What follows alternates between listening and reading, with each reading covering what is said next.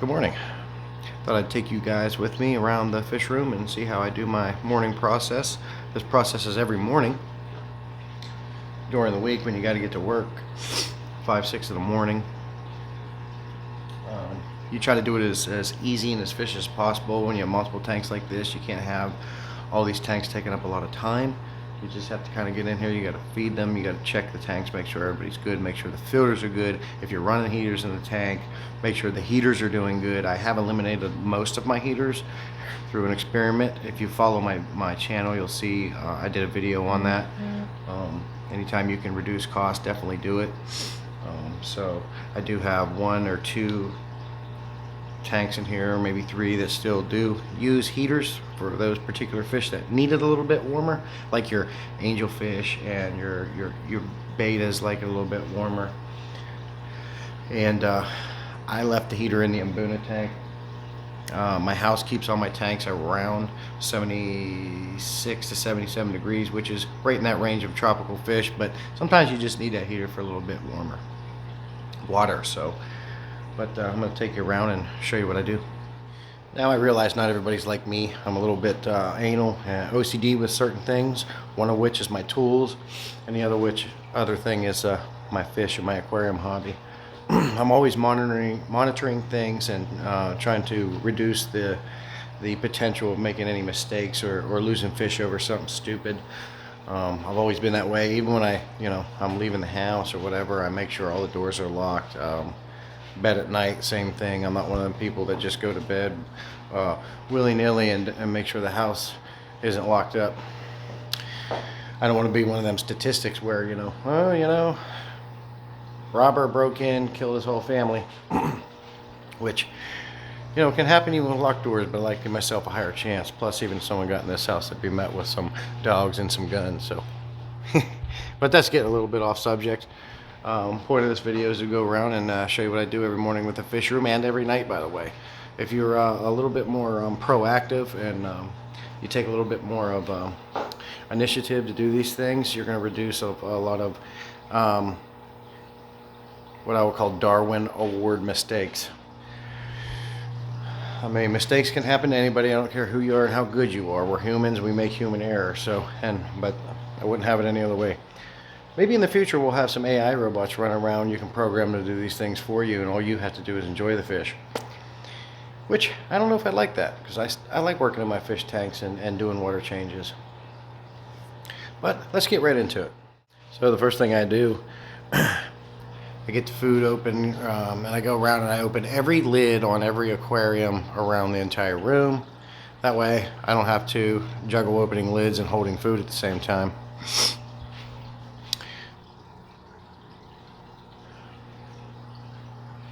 Anybody that keeps fish knows that these guys learn when it's time to eat, and they are always ready to go. All the Mbunas are out, all the tiger barbs, everybody in every tank. Goldfish, man, these guys, they're ready. Hey, he's gonna drop food, he's gonna drop food in. Some of these lights haven't turned on yet. I have them on timers. I do need to adjust the timing on some of these lights, specifically this 125-gallon tank over here. The 20-gallon long should be popping on soon, so. Well, went around the room, got all the lights on, and I go left to right. I have all my food lined up just the way I like to do it. And then we go around and sprinkle a little bit in each one, because Extreme Aquatics food is good for all fish. I mix Extreme Aquatics food with another high quality food, which is New Life Spectrum. I love the garlic in New Life Spectrum. And they also have a lot of probiotics they deal with. And if anybody's done any research on New Life Spectrum foods, they actually do what they say. They actually have a research team, and it really puts some time and effort into their fish food and their probiotics. So here we go. I got all of them that are lined up. Now I do give my fish a little bit more food than they need. I like to give a couple pinches, 1 each. And once I get done with them, then I also have some specific beta food I like to give them. So we'll just go around and get started here.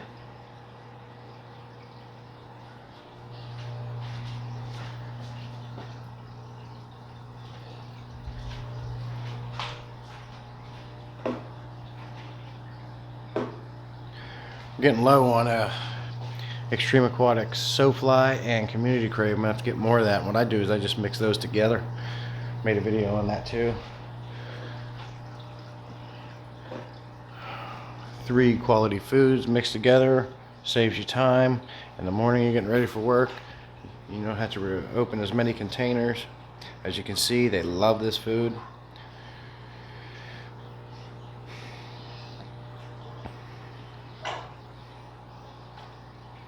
You can hear them smacking the surface of the water for that. They love Extreme Aquatics SoFly and their Community Crave mixed together. It's just a perfect thing to do. Tiger barbers love it. They all love it. This is just high quality food. It's how you know you put something good in the tank, when you see them going nuts like this. Same with the goldfish.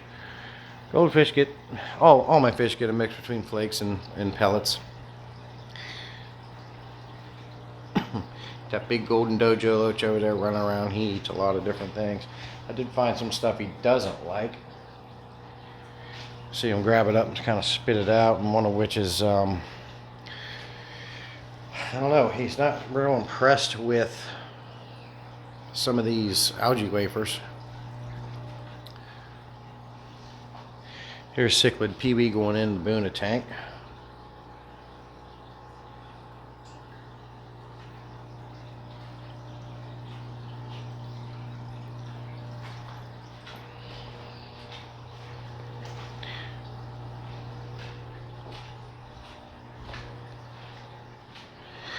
The Oscars do not like the small pellets. They're almost offended if I put those in there. The only thing they like is the big fella, and I mixed that with Omega-1 cichlid color, super color pellets. They like that. And they like some of the bottom feeder mix that I made. They do like the shrimp and the carnivore pellets and things like that. But if you try to throw in any of these smaller pellets, they look at you like, what? They don't even waste their time. Now, if those pellets happen to float by their mouth, yeah, they'll open their mouth and let them go in, but they do not grace me with their intelligence of going after such a small, inferior food. They only like the big ones. So, let's go around and finish the other foods. This one here is another favorite. This is Extreme Nice, which stands for Natural Intense Color Enhancement. I also mixed this with some New Life Spectrum tropical food. So again, it's another container that's good for all fish. It's a smaller size pellet, so most of them can eat it. And I have noticed a difference in the coloration of all my fish since using both of these foods together. I mean, just the Extreme Aquatics food, I noticed a difference. But then when I started adding that New Life Spectrum in there, they look great. I mean, these fish can't get any more color. If they got any more colorful than they are now, they'd start glowing, and I would think there's a problem that they came in contact with some radiation or something. Goldfish love this mix as well.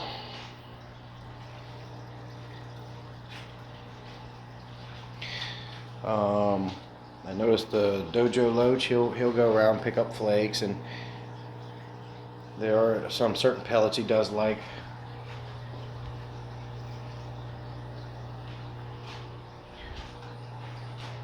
But again, I'm not going to waste it putting it in the Oscar tank. The Oscars only really like this mix here. Oh, I didn't open their lid. These guys here, everybody knows, if anybody keeps Oscars, know they got themselves a little bit of attitude. They like what they like and nothing else. As you can see here, they like those. That's a good mix for them. They go after it pretty aggressively. The only other thing they'll eat like this is the Omega-1 freeze-dried shrimp.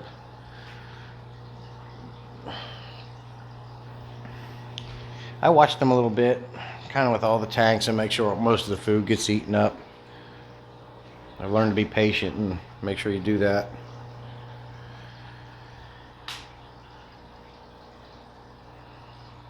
Not that a whole bunch of uneaten food and poop doesn't happen in here. You just suck it out. It does not really affect my tanks because I keep I keep track of them pretty well.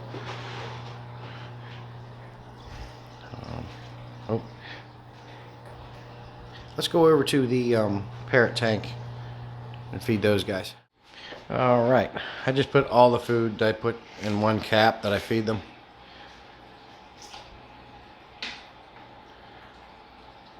Pleco's hungry. He's looking for some good stuff. One thing I noticed for the blood parrots, they do have a smaller misshaped mouth due to a deformity when they was making them. This is a hybrid fish that you do not find in the wild. It's a mix between a few different cichlids. One is the Midas. I always forget the other two, but I've mentioned it before. But they do appreciate a smaller pellet. It's easy for them to get into their mouth. They can have a hard time eating, but they do kind of just suck them right in, and they work on it. So I like to pay attention to my fish and make sure they are getting everything they need.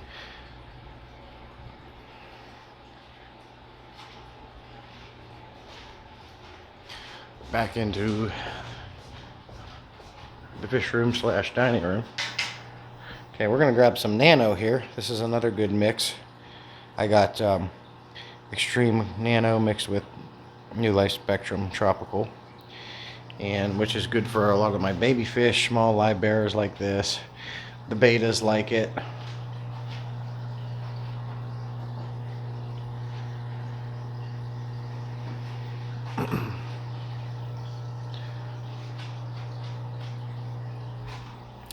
In this 10-gallon tank, I have 2 female betas,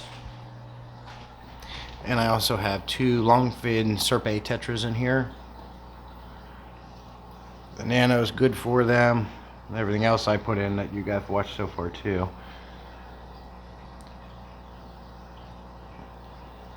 That was way too much food for this tiny tank.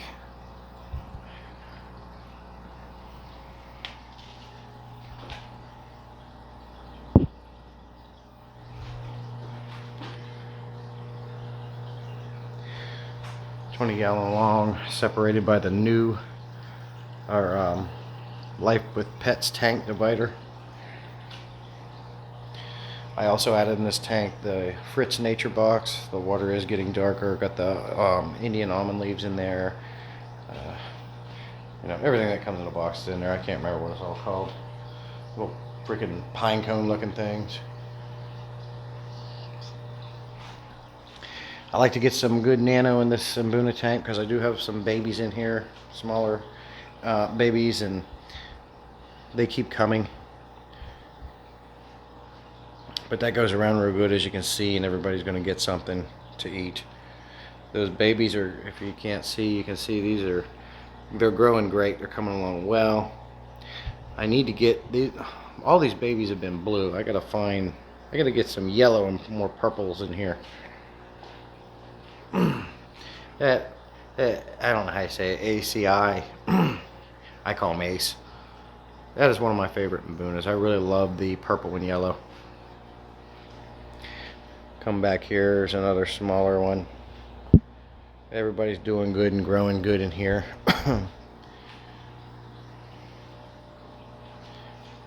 Part of the purpose of getting the new 125, like I said in my previous video, was to move these guys out of the 75-gallon tank, get them in this 125. They're going to love it.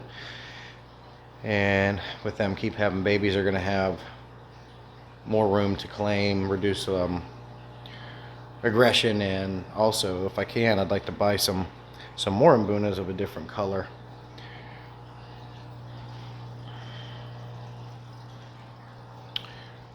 So that's the Extreme Aquatics lineup.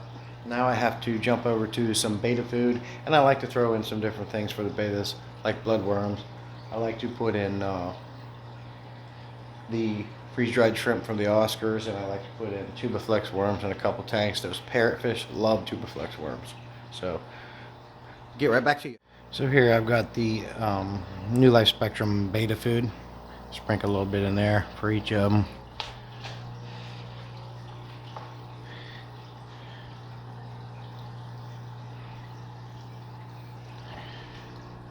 There's Mr. Mustard Gas there.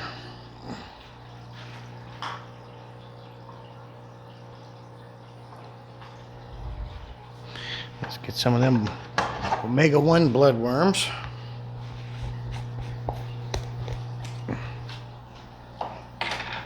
One thing you do want to be kind of consistent on with your betas is giving them good bloodworms. They prefer it. It's good for them. That's something that they kind of need.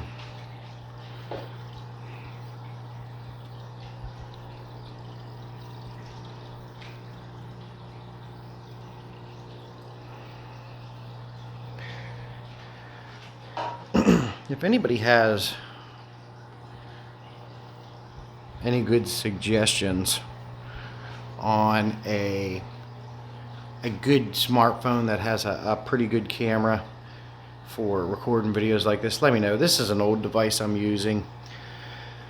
I was using my iPad for the longest time, but I had to stop doing that because my iPad's only like a 32 gigger and it was running out of room. Half the time I couldn't even upload a 5-minute video, so I started using this older phone that I have, and it's got a lot more gigs on it. I can do a lot more stuff with it. But a lot of the times I've noticed that the videos are getting blurry, and I have a hard time getting up close to things and it being able to, you can see how that looks kind of blurry there. I need a good phone that I could purchase that's not like brand new, but you know, somewhere in between that has a good camera. I like to talk to people with experience with this stuff rather than sitting down on Google and researching a million things and not getting my answer. I'm also impatient and I like my answers quick. So if you guys could leave comments below and let me know a good camera to use for videos that I could buy like on a Facebook market site, let me know. Certainly appreciate that. One of my favorite things to do with my Oscars is give them these freeze-dried, omega-1 freeze-dried shrimp. I love to listen to them smack the water surface, so let's see if we can get them to do it. All right.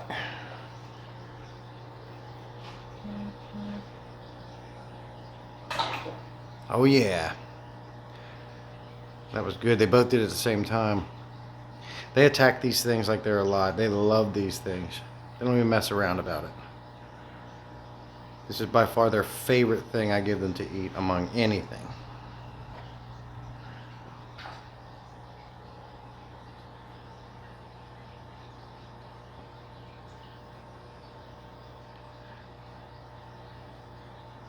These have got to be probably my favorite fish.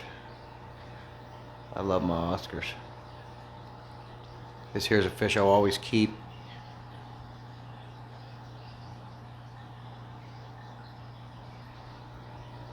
I'm glad you guys got to see them hitting that surface for them things. Milo there, the big one, he's a little bit nice.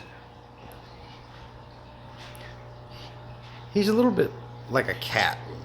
He gets alarmed real easy. If something braces against him and he's not ready for it, he freaks out, jets across the tank at 100 miles an hour.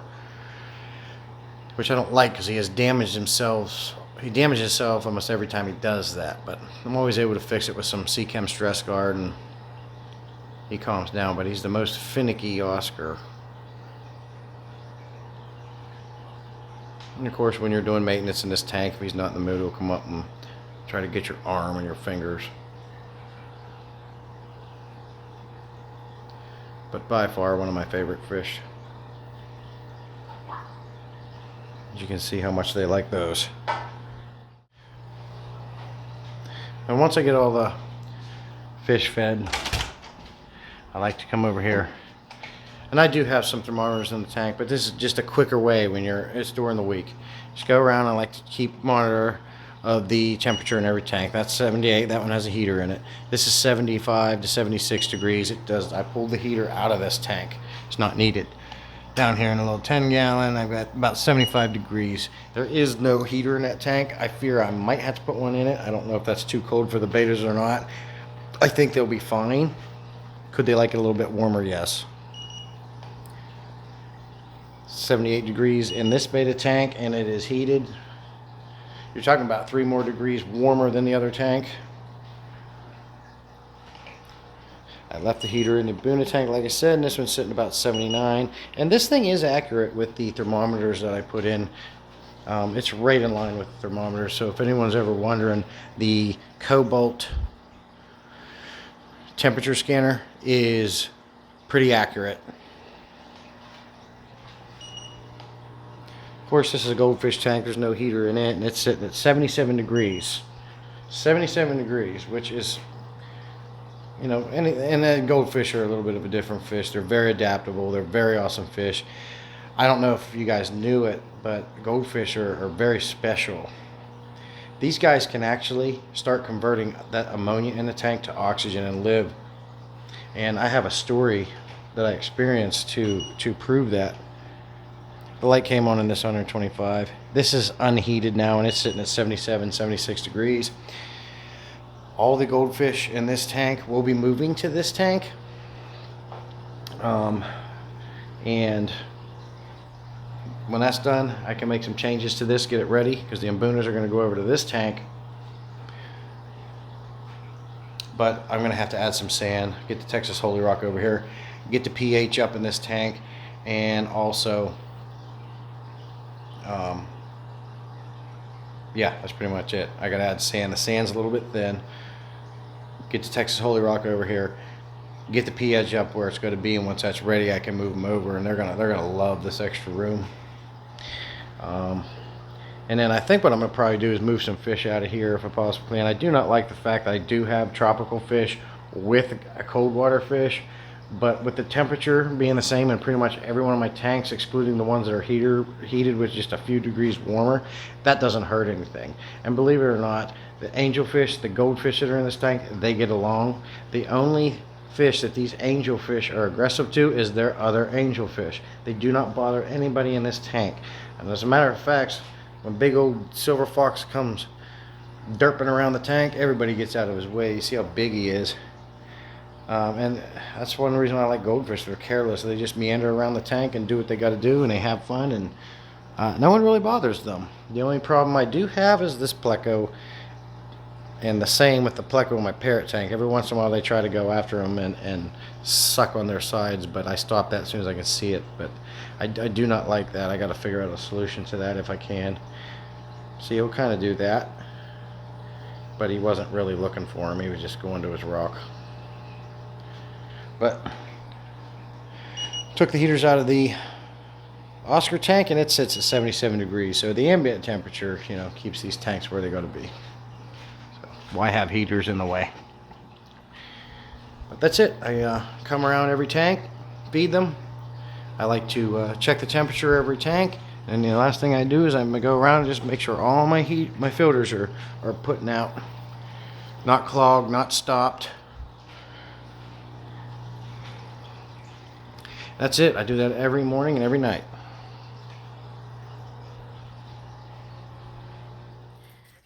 I almost forgot to tell my story that I said at this part. So I'll tell you now real quick. 2016, we moved to North Carolina, and Hurricane Matthew came through and flooded the area, and we couldn't even get to our new house. Finally got moved in, and but when I got there, I had already set my aquarium up and had my goldfish in it. It was an overstocked 55-gallon tank with feeder goldfish in it. Some of them were a little bit fancier than the others, but at any rate, we were way out in the country. There was literally nobody around at the house we lived in when we moved down here, and we had to hightail it to my sister-in-law's house in West Palm Beach, Florida at the time, which is very at the bottom of Florida, tip, close to it anyway. Well, out in the country, we were the first to lose power and the last to get it on, and so we went down there and stayed for a week. It was over. By the time we got back to the house, it's been over a week. I had two tanks set up, a 29-gallon and a 55-gallon tank. When I got into the house, first thing I did was check this because I was very worried and curious to what the aquariums looked like. The 29-gallon in the bedroom, unfortunately, all those fish died. I had two big cory cats in there, and I did have a fancy goldfish tank in there, but I do believe that, one, that's because it was a smaller tank, and of course a week with no filtration, no water movement. The ammonia was just building up. Of course, they did not eat the entire time either, which would have helped because they were going to produce less ammonia that way, but because it was a smaller tank and they didn't have enough oxygen exchange, those fish died, which sucks because I love those fish. One was an Oranda and then 2 Cory cats. Then I went to my 55-gallon tank, and much to my surprise, every one of those goldfish were alive and fine. Not an issue at all. And it was an overstocked goldfish tank. Goldfish are one of the dirtiest fish you can have. They have one goal in life, and that's to eat whatever they can fit in their mouth. Excuse me.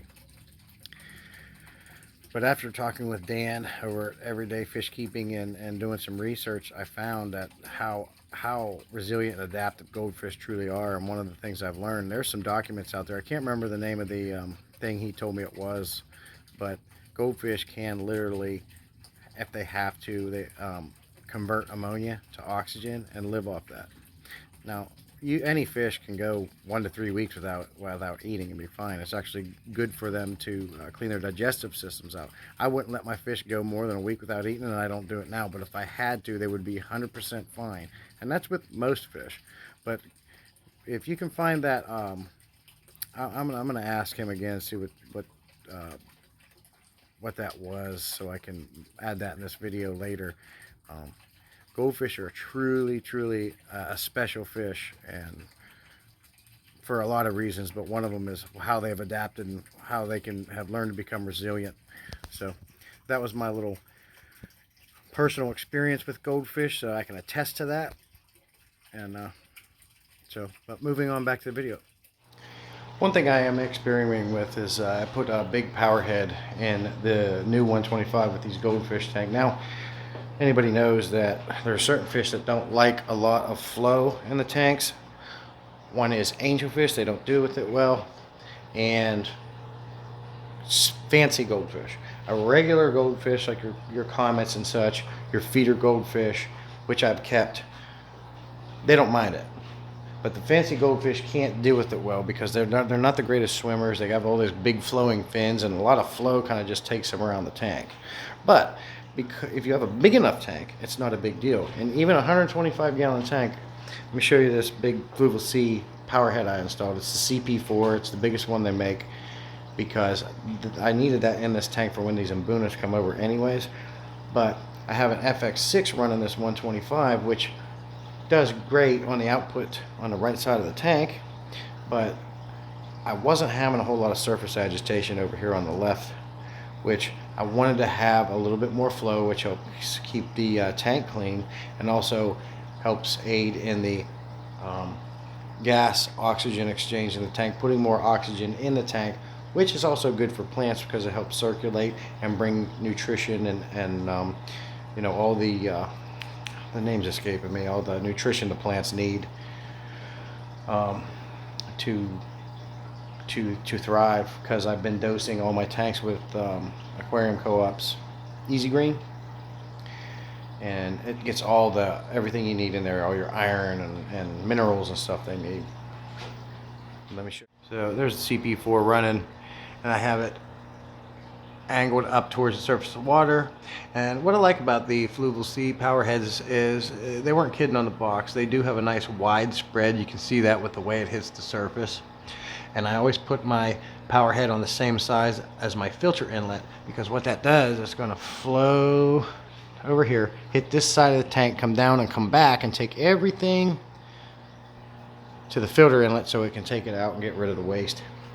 As you can see, they do struggle a little bit swimming in there. Hey, a little exercise is good for them. But I do suggest, especially for a fish like fancy goldfish or angelfish, shutting the power head off at night so they can get a break.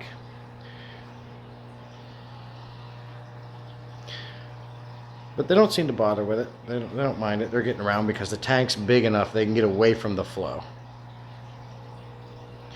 I'm not a fan of air pumps and sponge filters, so I needed something. I wanted to add a little bit more surface agitation to it. It seems to be going okay. It is the exact same process I do over here in my Tiger Barb tank. Got the Fluval C CP3 in this tank. I would turn it on once a day, and it helps clean up all this stuff sitting at the bottom of the tank and send it back over here to the filter inlet. On this Tiger Barb tank, I'm running the Fluval 407. But at night before we go to bed, and I shut that off so they can have a break. They can rest. Over here in this 20-gallon long live bearer tank, which I got a mix of a lot of different fish, as you can see, guppies and platies and mollies, neon tetras. I have the tiny little Seashea Nano power head, and it's perfect for this tank. And I can leave that on all the time, then it's not a problem. That helps clean things up a little bit. Not as easy because this has gravel in this tank, so the gravel grabs a hold of everything, but it's good to get some flow in all tanks. If that's what you're into, you don't have to do it. By far, you don't have to do it. A lot of fish are just fine in low moving water. A lot of fish like no flow, like a beta and things like that. But I'm a big fan of the power heads, and I usually have one in all my tanks and turn that bad boy on to get some circulation for the fish and the plants and the tank and everything. Even if you don't have it on all the time, you can do like me and just plug it in when you need to and run it for a little bit. And I found a lot of fish enjoy the flow and swimming against it. It gives them something else to do. A power head is an awesome thing to do with tanks with aggression, like imbunas, or like tiger barbs and like imbunas. It's just another deterrent. It's good for exercise. A lot of fish I've noticed, goldfish, those comet goldfish I had them in this 55-gallon tank. They love the power head. They get right in front of it and swim into it. They really enjoyed it. I got this tank. I made some changes in this tank a little bit. As you can see, I took a lot of the water sprite that was floating out. I took that big piece of driftwood out, and I actually planted a couple more of my bunches of water sprite. I think this tank looks a lot better now. Well, with putting all the fancy goldfish in here too, I needed to have more room.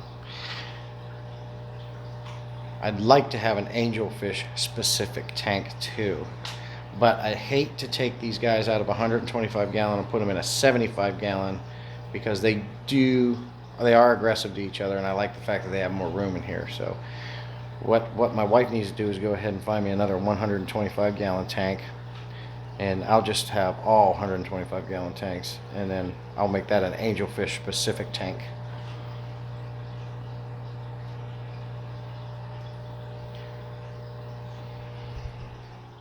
Well, this video was a little bit longer than I wanted it to be. I just wanted to enjoy spending some time with you guys and walking around my fish room with me, and some of the things I do, and as I get going I talk about other things. But leave any comments below. Let me know what you think. Let me know of anything that you would do differently. Hit me with some knowledge that you guys may have, and I certainly appreciate you guys watching my videos and supporting me and stopping by and hanging out with me. My wife and my daughter, they really aren't into the fish game like I am, so you guys are literally the only ones I get to truly talk with like this and share it with you. And my wife, they will talk with me and get into it a little bit, and of course my daughter does like seeing the different fish.